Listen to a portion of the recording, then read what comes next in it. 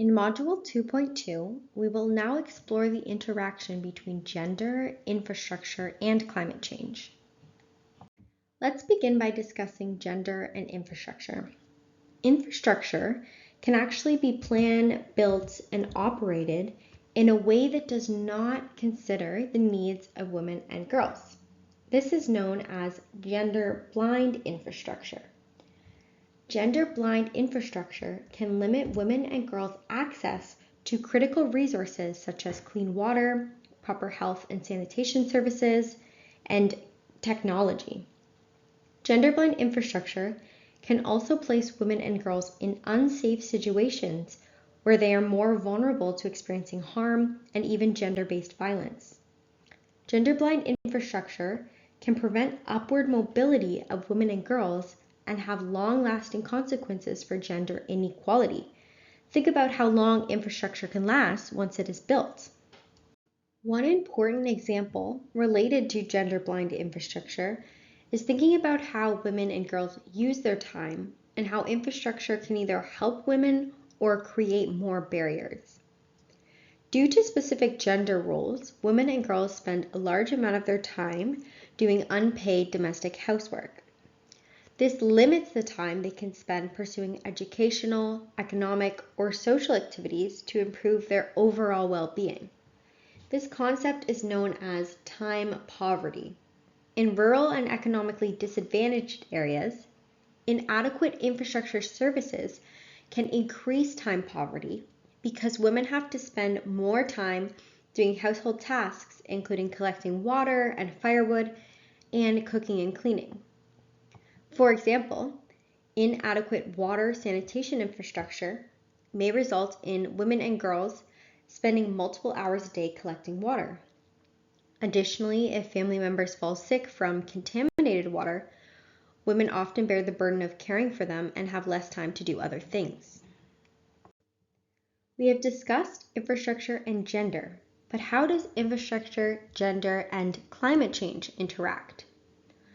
We know women are more vulnerable to climate change due to their gender roles and gender inequality. If we add infrastructure to the discussion, we can draw two conclusions. The first is that men and women naturally have different infrastructure needs. And specifically, gender-blind infrastructure can increase women's vulnerability to climate change because it ignores the needs of women and girls. It can increase their time poverty and burden and can put them in unsafe situations. The second conclusion is that women and girls are impacted differently than men and boys by climate change. And this means that women and girls will experience climate change impacts to infrastructure, including disruptions, damages, or failure, differently. Let's explore some examples of this. After the 2004 Indian Ocean tsunami pictured on the left, female deaths outnumbered male deaths by a huge margin in India, Indonesia, and Sri Lanka. Because women were the primary household caregivers, they stayed behind to care for children and other family members in houses that were not designed to withstand the shocks of the tsunami, which resulted in greater female casualties. In the 1991 cyclone and floods in Bangladesh, pictured on the right, the death toll among women was 5 times higher than men. One of the leading causes of this disparity was that the design of the cyclone shelters was not gender sensitive or gender responsive, discouraging women from seeking shelter during the cyclone. The shelters specifically lacked gender sensitive sanitation facilities and ramps for heavily pregnant women, as well as private spaces for mothers who are breastfeeding. Let's look at some Suriname-specific examples of climate change, gender, and infrastructure. So imagine a climate-related event, a storm with extensive flooding occurs, and this damages and disrupts electricity and water infrastructure in a community. What impact would this have on women and girls?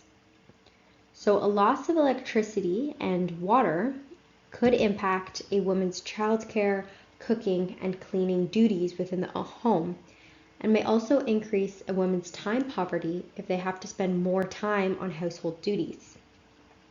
A downstream consequence of this may lead to young girls having to quit school to help their mothers with household duties as well. Next pathway I will highlight is that women that experience damage to water infrastructure and that live in areas with poor sanitation and waste management may be exposed to a higher prevalence of open defecation and contaminated water. So because usually a woman's role as caregivers of the household may involve collecting water, they may be more exposed to this contaminated water and are at greater risk of contracting diseases. Girls that are helping in the home, as well as pregnant women, are also extremely vulnerable to disease. And the last pathway that I will highlight is that damage to water infrastructure may mean lower access to water. In Suriname, rural women are the most vulnerable to water scarcity, as rural areas have less access to water than urban areas. This may force women to travel long distances to source water for their families. And again, young girls may be forced to quit school to help collect water, increasing time poverty again for women and for girls. What if a climate event, so in our case a storm and extensive flooding, what if it damages or disrupts telecommunications infrastructure, so thinking of our internet and our phone services? This may result in a possible loss of communication capabilities via internet and phone. This could lead to an inability of women to communicate with their family and friends to see if they're okay or if they need help, and to communicate if they need help. It may also lead to a lack of access to early warning systems, so having enough notice for women to prepare and to remove themselves from a harmful situation. And it also may leave women unable to access emergency and social services, which may leave them more susceptible to gender-based violence or unable to access emergency services if they are in an unsafe situation. On the slide are some additional downstream consequences of a climate-related event that would damage or disrupt infrastructure. Women and girls, specifically pregnant women, may face more challenges accessing health and prenatal services if infrastructure is damaged.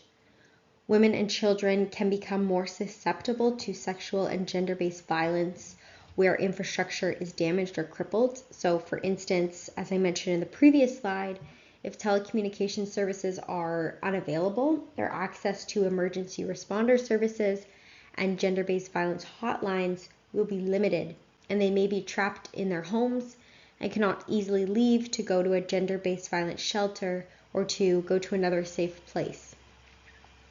If women have paid jobs, they may be expected to work longer hours to meet the financial needs of their family after a climate event.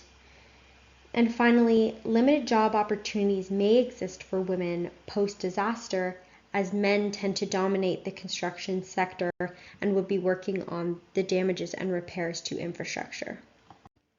If gender-blind infrastructure increases women and girls' vulnerability to climate change, then gender-sensitive or gender-responsive infrastructure can actually reduce women and girls' vulnerability to climate change.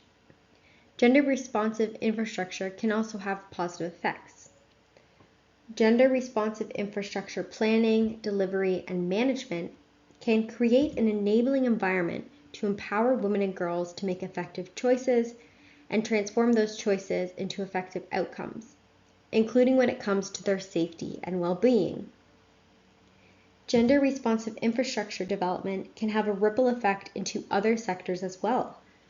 For example, improving the reliability of energy infrastructure can improve the delivery of education and healthcare services to women and young girls. Finally, ensuring equal access to infrastructure for women and girls will not only improve and protect the lives, livelihoods, and well-being of women and girls, but will benefit the global economy if everyone has the opportunity to participate equally. How can we promote and achieve gender-responsive and climate-resilient infrastructure? During all stages of the infrastructure lifecycle, female professionals should be involved, but this is especially important to consider gender during the planning, procuring, and designing stages of the infrastructure lifecycle before it is built. Other ways to promote gender responsive and resilient infrastructure, if the infrastructure is already built, includes more opportunities for women and girls in leadership positions where they can voice their specific needs and identify solutions, considering the distinctive and equally important needs of women, girls, men, and boys when designing climate change and disaster risk reduction policies, including ways to address gender-based violence, and prioritizing collection and use of sex disaggregated data and data on gender issues in the infrastructure sector specifically.